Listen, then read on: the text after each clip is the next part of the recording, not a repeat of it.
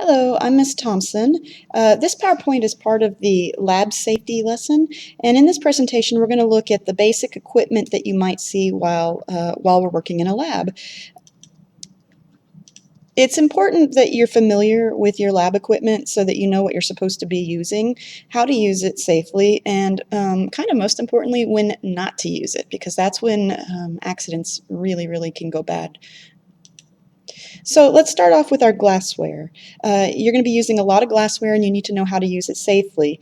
Here we're just getting used to the names, and then we'll go over the most common ones individually, and then of course I'm going to take you into the lab when we're in class and I'll show you each little piece individually and how we work with it.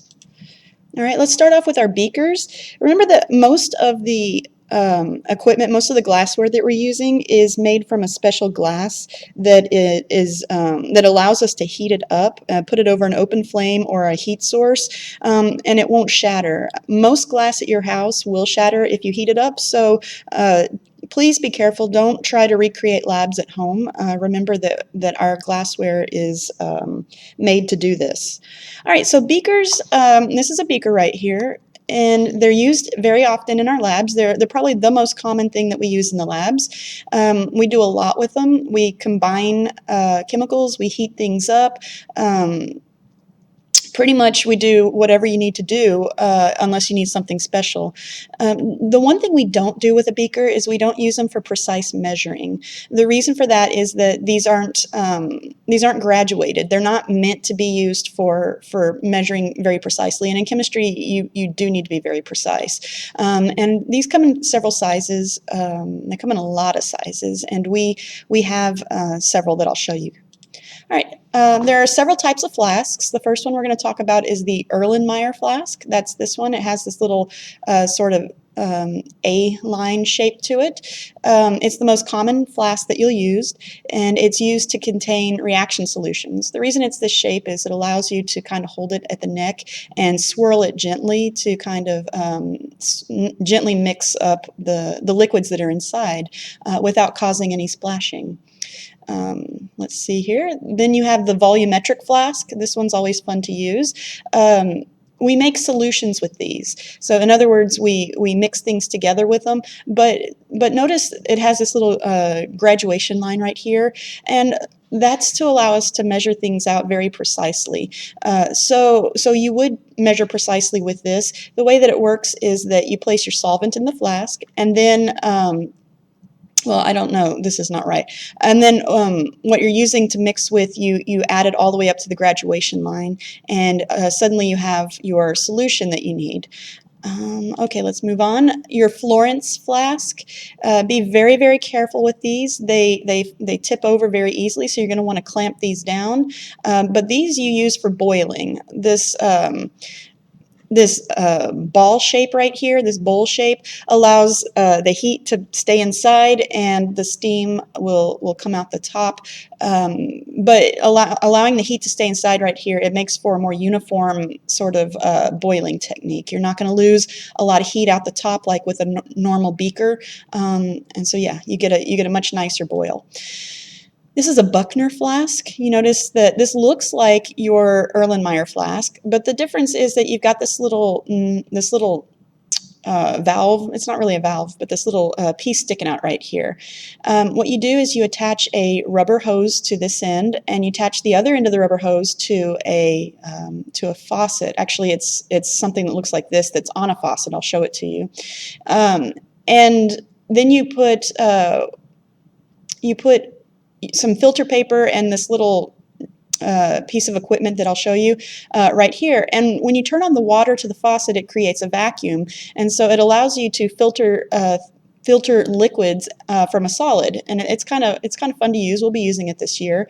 The one thing that you need to know about your Buchner flask is that these things fall over. They tip over very easily. Those tubes, those rubber tubes, are they're stiff, and they don't like to move around a lot. So if you jostle it just a little bit, these things are going to flip over. So you have to be really careful, and you always need a retort stand, which I'll show you in a second, to clamp it down to keep this from tipping. Graduated cylinders are probably the second most common thing after the normal beaker that you're going to use in the lab. Anytime you need to have a correct measurement for your chemicals, for your liquids, you're going to use the graduated cylinder. This little ring at the top keeps it from shattering if it tips over. It's not going to keep things from spilling, so do be very careful. It's just going to keep the glass from hitting the countertop, and hopefully we won't have any broken glass all over the place. It's called the bumper ring. And remember, you should have learned this before, but this should be a review. Remember, this meniscus right here is curved, so you need to get down to eye level, actually get down, bend your knees, and look at this at eye level, and that's when you make your measurement. Remember, it's the bottom of the meniscus that you're reading. Your test tube, it holds small amounts of liquids. Be very, very careful when you use these, that especially if you're heating something in a test tube, two things are going to happen. One, don't fill it this much, because if you were to heat this solution right here, it would heat up, expand, and come flying out the top, and certainly cause a huge spill that you'd have to clean up. And remember, it would be hot liquid. That's no fun to deal with. So make sure you don't overfill a test tube if you're heating it. The other thing, if you're heating test tubes, make sure that you're holding the mouth of the test tube away from any human being. So keep it pointed the other direction, away from you. Again, because if you heat something, it can very rapidly just, push itself up out the top. We'll be careful with those. This is called a watch glass. You can use it to evaporate out a very small amount of liquid, but we also use it as a lid for beakers. It's just curved and it sits right on top of the beaker. It allows the steam to get out, but it keeps the heat inside.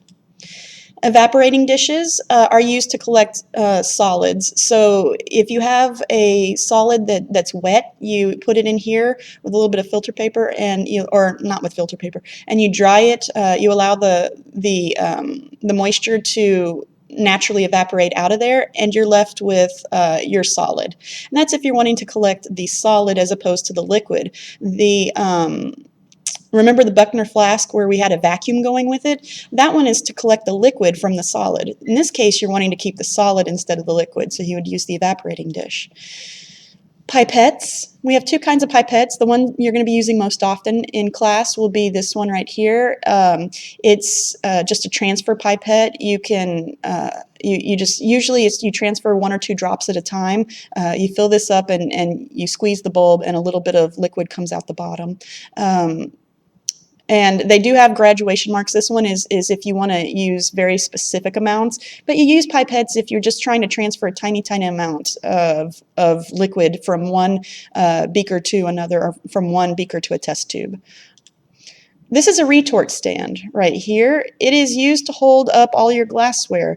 Notice these clamps and these rings are used to hold the glassware while you would put a heat source under this. You'd put your Bunsen burner under this so you could heat up your glassware, and it's held in place without tipping over and breaking. Whenever we use a retort stand, they are kind of heavy. They're solid. They're meant to be. Two things. One, be very, very careful that your sleeves don't get caught up on all of these things that are poking out, because you're going to knock everything over. And remember, if we're using a heat source, that's not going to be good. The other thing is make sure that when you clamp things down, that everything's tight, that these screws right here are tightened, because you don't want things flying around, moving, or worse, falling off. All right, so just be really, really careful. We also call this a ring stand. I interchange them, retort stand, ring stand. It just depends on how I'm thinking that moment. Tongs, we use these to move hot glassware. Be really, really careful when you're using tongs, because things can slip out of them very, very easily. You'll probably, if you're using tongs, want to be wearing some gloves that will insulate your hands as well. Also remember, when you put down glassware, the glass may look, well, you can't tell whether it's hot or cold, so assume it's always hot and use tongs even if you're not sure. All right, test tube holders. These are kind of fun to work with. They hold your test tubes. Obviously, you can gently heat with them. Remember, they're going to conduct heat. So if you do anything more than gentle heating, you're going to probably feel it in your fingers. So always hold the mouth of the test tube away from you when other people are heating.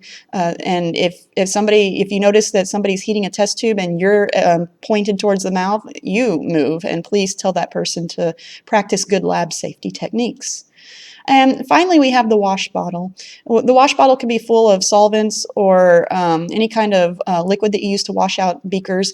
A lot of times we can use it to rinse solids out, because whenever you're using a beaker, a solid may get stuck to the bottom of it. And so you use it to wash it out and pour it into probably a Buckner flask so that you can pull the liquid out and still have the solid left over.